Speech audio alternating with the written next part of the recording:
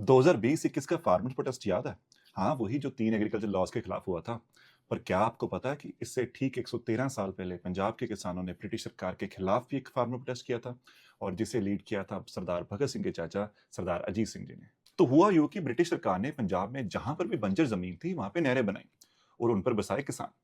इन colonies को कहा गया कनाल कॉलोनीज। तो जमीन को उपजाऊ किसानों ने बनाया। लेकिन 1906 कॉलोनाइजेशन बिल के थ्रू ब्रिटिश सरकार ने इन जमीनों की विरासत पर अपना कंट्रोल और सख्त करने की कोशिश की। इन रूल्स के अकॉर्डिंग अगर किसान का कोई मेल वारिस नहीं होता तो जमीन वापस ब्रिटिश सरकार को जा सकती है।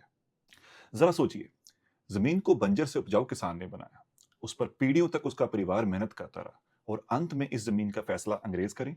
ऊपर से बढ़ता हुआ लगान और नहरी पानी के चार्जेस ने किसानों का गुस्सा और भड़का दिया। इन रूल्स के खिलाफ अजीत सिंह ने किसानों को एकजुट किया। लियालपुर की एक रैली में बांके दयाल की कविता गूंजी, पगड़ी संभाल जट्टा पगड़ी संभाल। यहाँ पगड़ी एक महज कपड़ा नहीं थी, वो किसान की इज्जत, पहचान और जमीन थी। लेकिन अजीत सिंह की लड़ाई सिर्फ किसानी कानूनों के खिलाफ नहीं थी। उनका मकसद था ब्रिटिश राज को हिंदुस्तान से जड़ से उठा के फेंकना।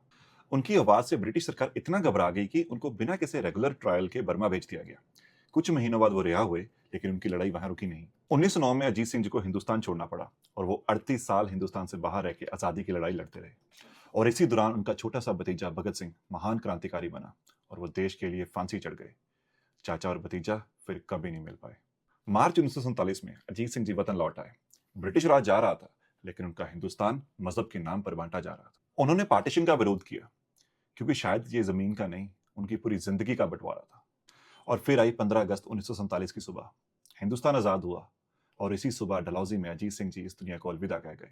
वो ब्रिटिश राज का अंत तो देख गए, लेकिन वो हिंदुस्तान नहीं देख पाए जिसका सपना वो सारी जिंदगी देखते रहे।